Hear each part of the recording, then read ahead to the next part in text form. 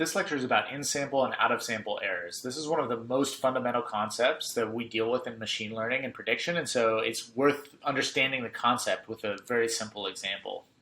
So in-sample error is the error rate you get on the same data you use to train your predictor. This is sometimes called resubstitution error in the machine learning literature. And in-sample error is always going to be a little bit optimistic for what the error is that you would get on a new sample. And the reason why is in your specific sample, sometimes your prediction algorithm will tune itself a little bit to the noise that you collected in that particular data set. And so when you get a new data set, there'll be different noise, and so the accuracy will go down a little bit. So what we do is we look at this out-of-sample error rate. This is sometimes called the generalization error in machine learning.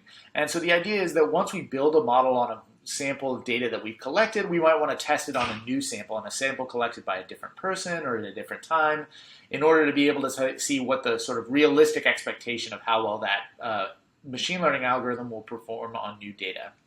So almost always out-of-sample error is what you care about. And so if you see a reported error rate for the error rate reported only on the data where the machine learning algorithm was built, you know that's very optimistic and it probably won't reflect how the model will perform in real practice. In-sample error is always less than out-of-sample error, so that's something to keep in mind. And the reason is overfitting. Basically, again, you're matching your algorithm to the data that you have in hand, and you're matching it a little bit too well. So sometimes you want to be able to give up a little bit of accuracy in the sample that you have to be able to get accuracy on new data sets. In other words, when the noise is a little bit different, your algorithm will be robust. So just to show you a really simple example, I thought I'd show you in-sample versus out-of-sample errors with a kind of a trivial example.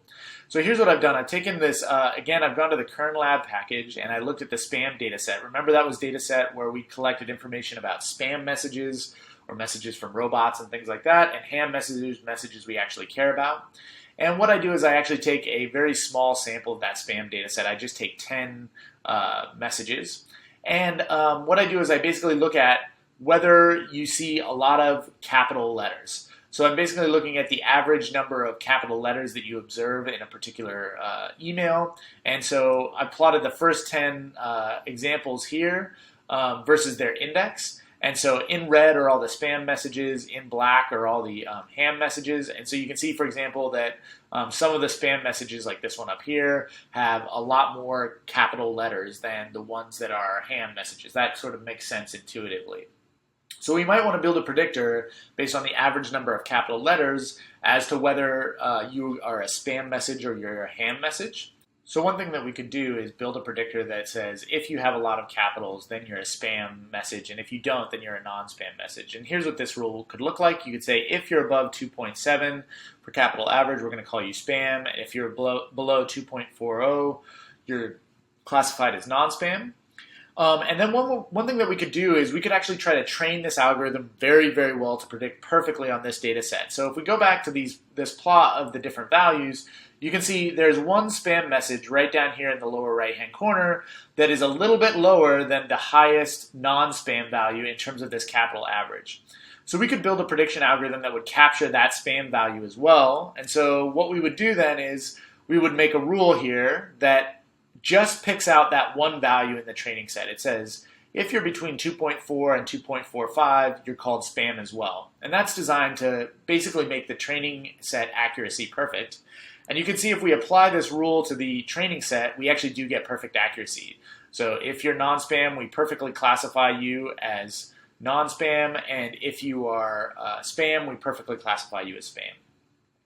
An alternative rule would not train quite so tightly to the training set, but would still use the basic principle of if you have a high number of capital letters, then you're a spam message. And so this rule might look something like this. If you're above 2.40, you're a spam message.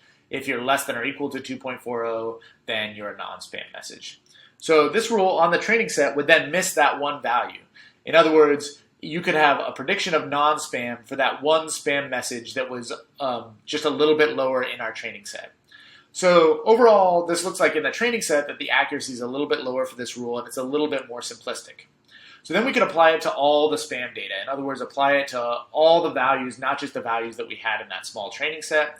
And these are the results that you would get. So this is a table of our predictions on the rows here, and in the columns, that's the actual values. And so you can see the number of errors that we make are the errors here that are on the off diagonal elements of this little matrix that we've created. So those are the number of errors that we've made.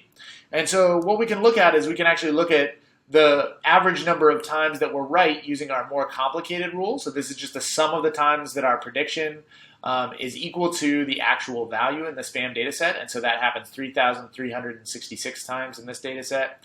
And then we can also look at the more simplified rule, the rule where we just use the threshold, and also look at the number of times that that's equal to the real SPAM type. And you can see about 30 more times we actually get the right answer when we use this more simplified rule. So what's the reason that the simplified rule actually does better than the more complicated rule? And the reason why is overfitting. So in every data set, we have two parts. We have the signal component. That's the part we're trying to use to predict.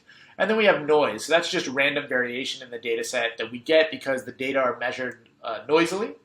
And so the goal of a predictor is to find the signal and ignore the noise.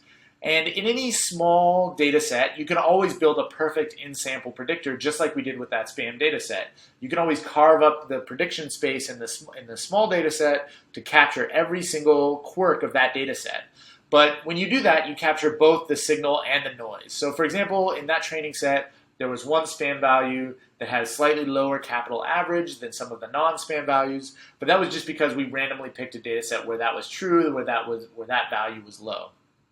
So that predictor won't necessarily perform as well on new samples because we've tuned it too tightly to the observed training set. So this lecture has had two purposes. One is to introduce you to the idea of in-sample and out-of-sample errors. In-sample errors are errors on the training set we actually built with, and out-of-sample errors are errors on the data set that wasn't used to build the training predictor. And also to introduce you to this idea of overfitting, in that we want to build models that are simple enough and robust enough that they don't actually capture the noise while they do capture all of the signal.